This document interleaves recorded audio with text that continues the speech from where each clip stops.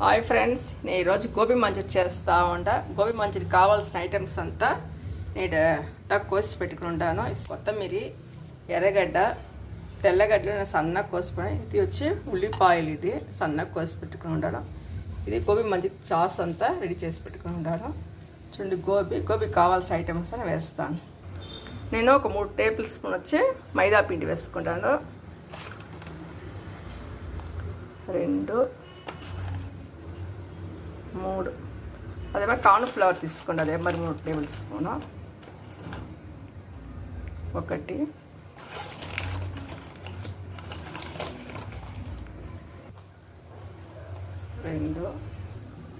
3.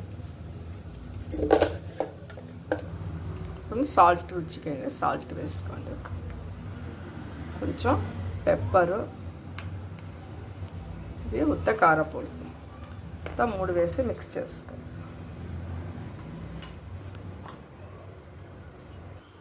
కొంచెం వాటర్ వేసుకొని నీళ్ళు పోసుకోండి.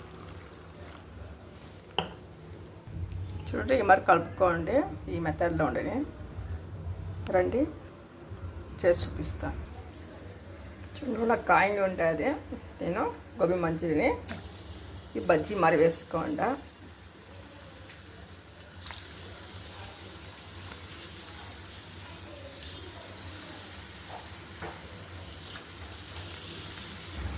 చూడండి, రెడీ అయింది. నేను కలర్లు వేయకుండా చేస్తూ ఉండదు. మీకు కావాలంటే దీంట్లో కలర్ కలుపుకోవచ్చాము. దీన్ని ప్లేట్లో తీసి పెట్టుకోండి. ఇప్పుడు చూడండి, ఒక 2 గంటలు నూనె పోసుకోండి. గోబీ మంచూరికి కావాల్సిన ఐటమ్స్ అంతా నేను వేస్తూ ఉంటాను. నూనె కాగిందంట 2 తెల్లగడ్డ పళ్ళు సన్నగా కోసి పెట్టుకుని ఉంటాను. బాగా వేగించండి.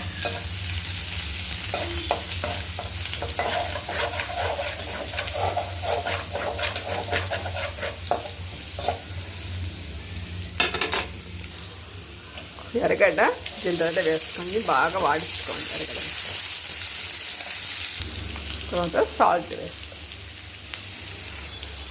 కొంత సోయా సాస్ 1 స్పూన్ పోసుకోండి.